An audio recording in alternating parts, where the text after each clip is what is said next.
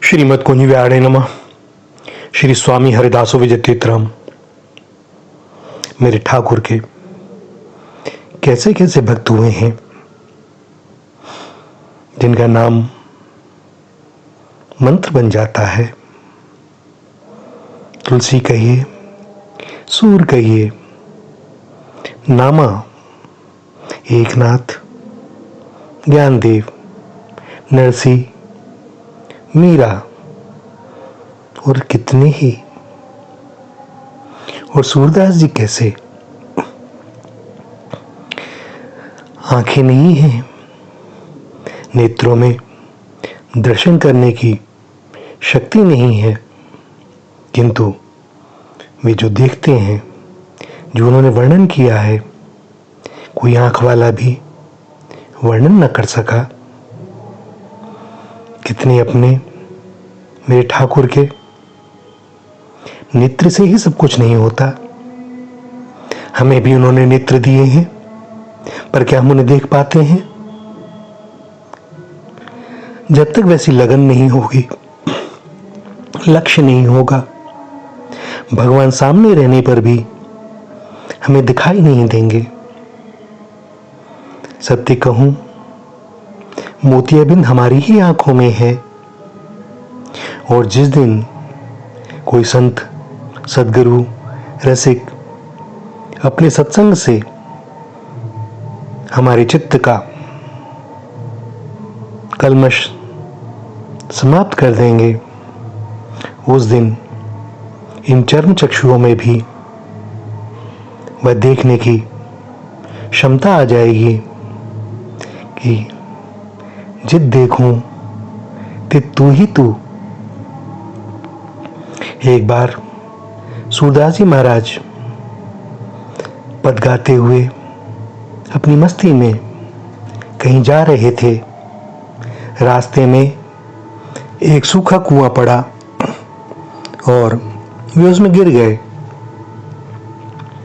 कई दिन गुजर गए, वे आवाज लगावे, निर्जन स्थान, कोई सुनने वाला नहीं। 7 दिन हो गए।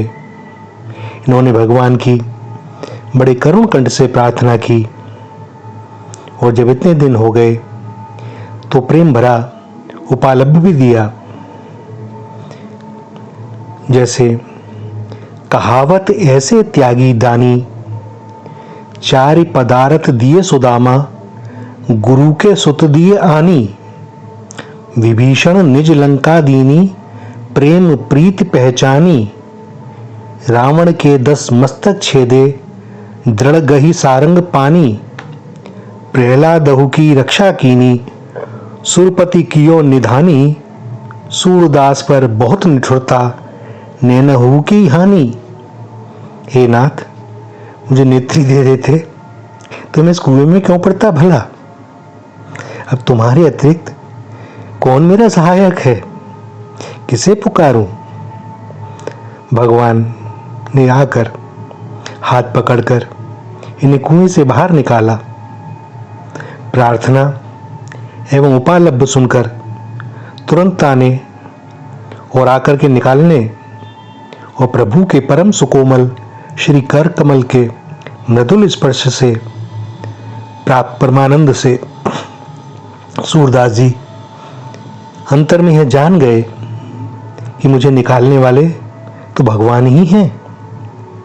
प्रभु की अमित कृपा विचार कर बड़ा हर्ष हुआ, आह्लाद हुआ, परंतु प्रथम बार पश्चाताप भी बहुत हुआ कि उन्होंने मेरा हाथ पकड़ा और तब भी मैं इनके दर्शन ना कर सका। भक्त वत्सल भगवान से भक्त की अंतर्व्यथा सही नहीं गई, और सूरदास जी को मनोवांछित देने के लिए दर्शन देने का निश्चय किया। और श्री राधा माधव युगल सूरदास जी के समीप आकर इन्हें सुनाते हुए आपस में वार्ता करने लगे। भगवान ने कहा, हे प्रियाजू, आगे मत जाइएगा, अन्यथा ये सूरदास जी आपके पांव को पकड़ लेंगे। श्री राधा जी ने मुस्कुराते हुए कहा, मैं तो जाऊंगी, मुझे इनसे कोई भय नहीं है। यह कहकर श्री सूरदास जी के समीप जाकर श्री जी ने पूछा, क्यों सूरदास जी, यदि मैं तुम्हारे समीप आऊं तो क्या तुम मेरे चरण पकड़ लोगे? सूरदास जी ने उत्तर दिया, भला मैं अंधा आपके चरण कैसे पकड़ सकता हूं? तब श्री किशोरी जी ने सूरदास जी के आगे अपने चरणों को बढ़ाकर कहा, तो अच्छा, लो मेरे चरण स्पर्श कर लो। श्री कृष्ण ने तुरंत कहा, सावधान किशोरी जी, ये सूरदास जी जरूर आपके चरण पकड़ लेंगे।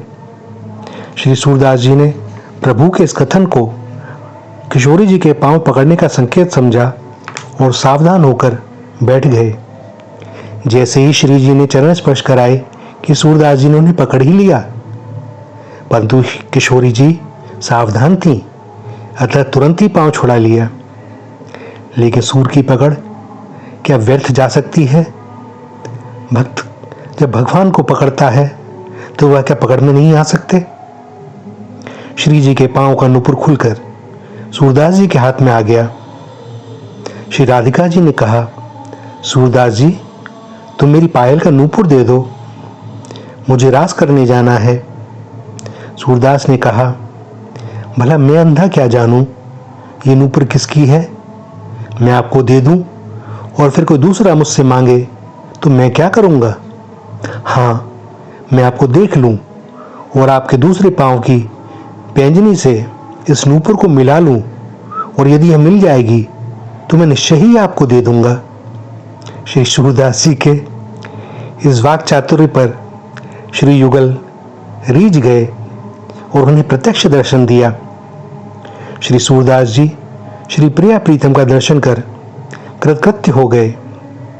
इसके बाद युगल ने प्रसन्न होकर कहा, सूरदास जी, आपकी जो इच्छा हो सो मांग लो। सूरदास जी ने कहा, आप देंगे? युगल ने कहा, तुम्हें देने के लिए कुछ भी अदेय नहीं है, आप जो मांगेंगे हम आपको अवश्य देंगे। सूरदास जी ने त्रिवाचा पूर्वक कहा कि आप प्रण कीजिए। श्री युगल ने कहा, हाँ सूरदास जी, हमने वचन दिया, आप मांगे जो भी मांगना चाहते हैं। और सूरदास जी क्या मांगते हैं कि जिन आंखों से मैंने आपको देखा है उनसे मैं संसार नहीं देखना चाहता, अतः मेरी आंखें पुनः फूट जाएं। श्री राधा और श्री कृष्ण की आंखों में प्रेमाश्रु छलछला आए, वचन देने से विवश थे।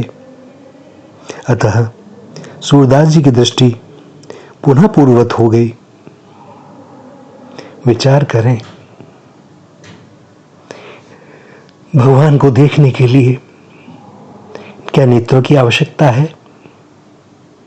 और जब एक बार नेत्र खुल गए, भगवान को देख लिया, तो अब संसार को क्या देखना? बस एक उन्हीं में रम गए।